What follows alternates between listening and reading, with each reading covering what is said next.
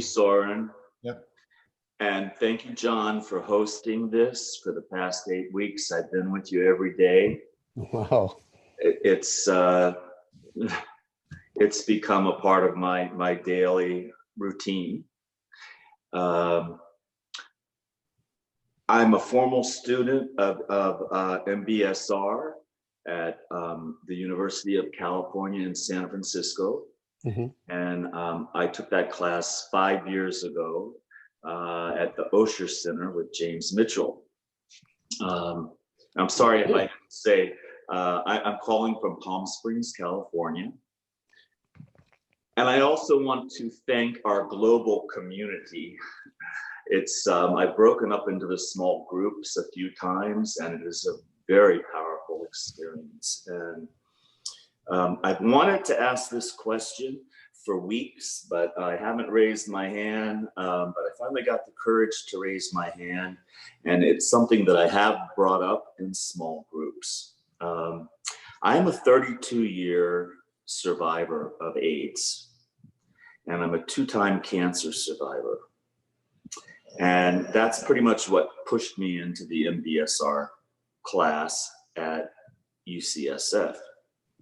And I do the body scan. I do it quite often. Since COVID-19, I'm sure you can imagine, with living 32 years with HIV and AIDS, Yeah. I've experienced a lot of health problems, a lot of losses.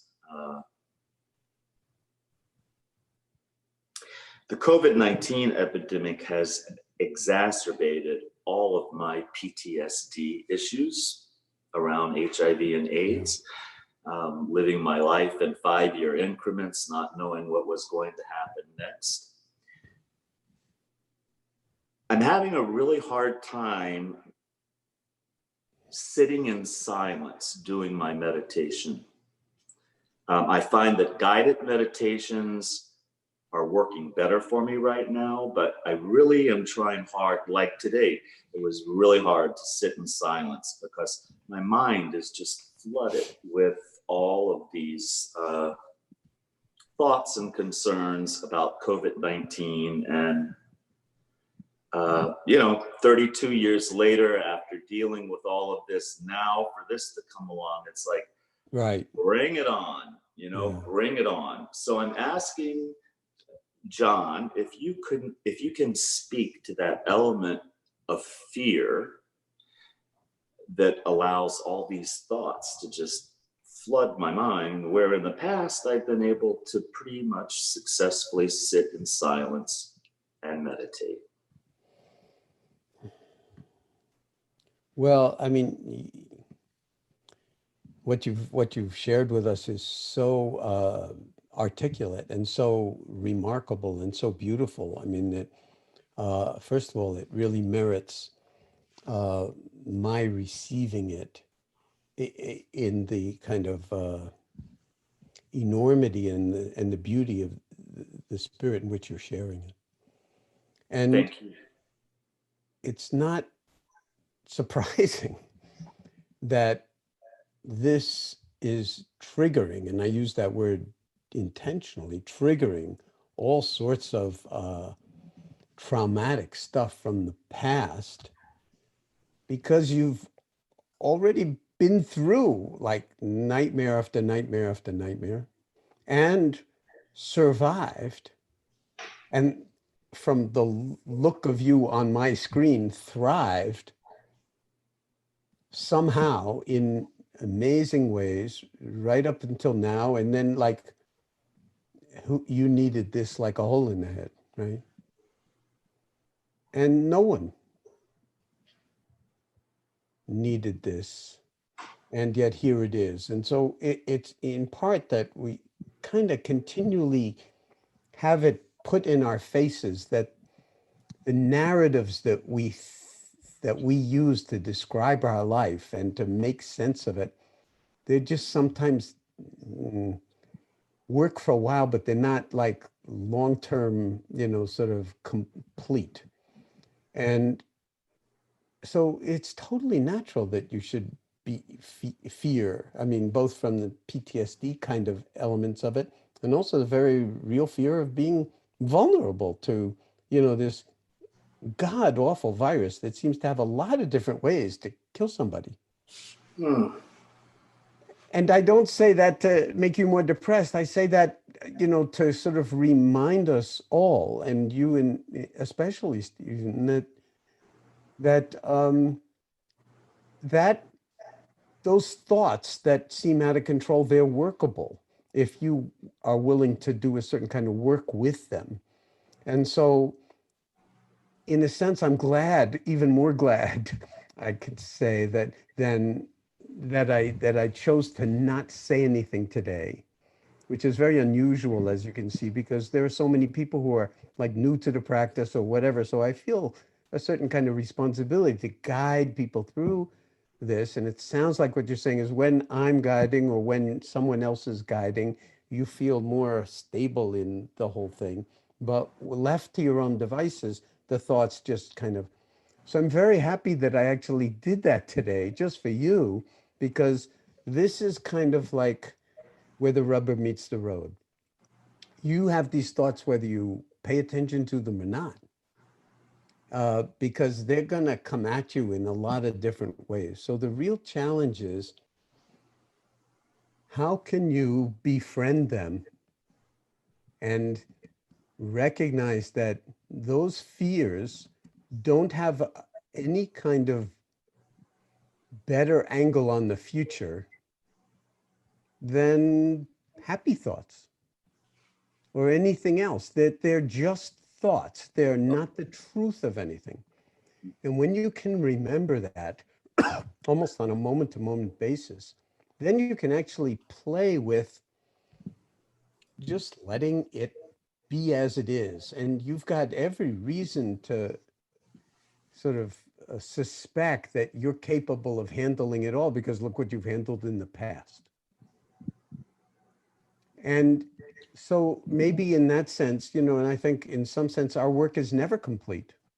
It's always like, oh, I think I got that one under control. And then all of a sudden it comes up 30 years later, and blindsides you in a certain way. It's like, well, okay, welcome to the club. This of being human, and what worked for us in our 40s is not necessarily going to work for us in our 70s, because we're in a different universe and because we're really, in many ways, different people.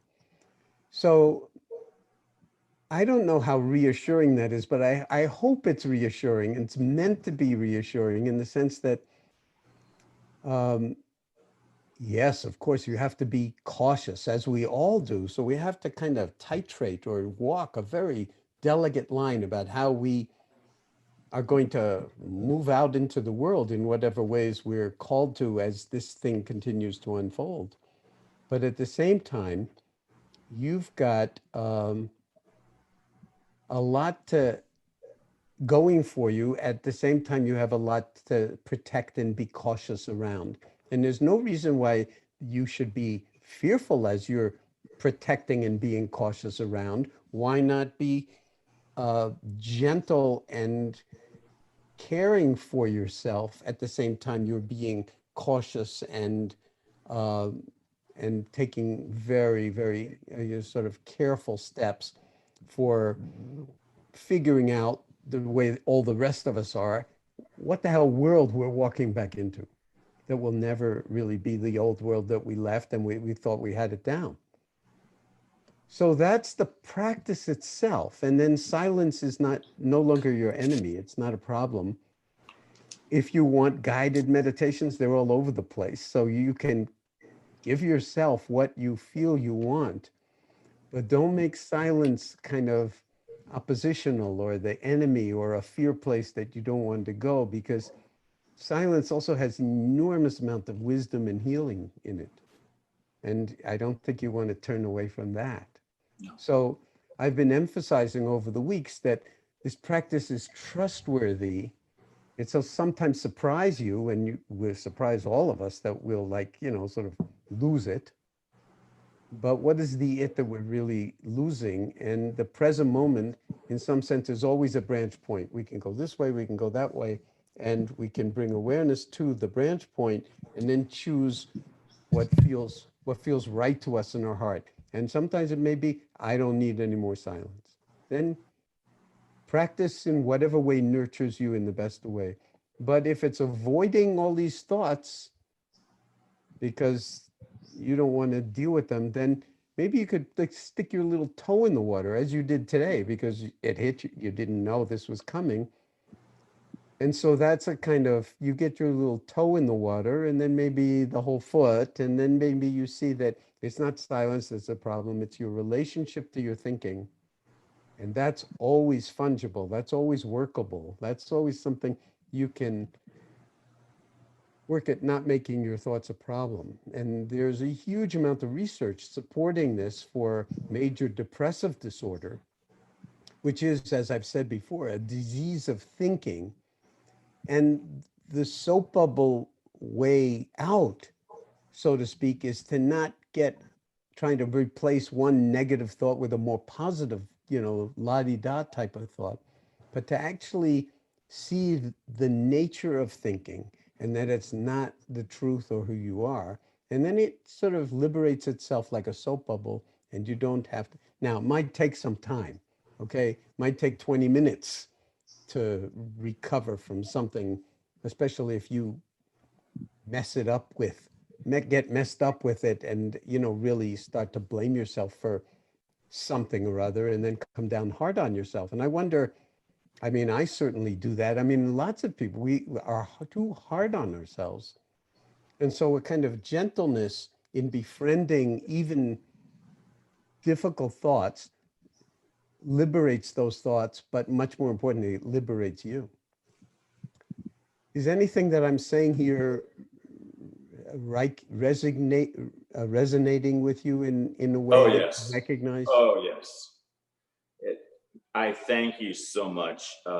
Very helpful answer. A beautiful answer. I think I haven't taken my medication today yet, okay, which consists of about 18 pills.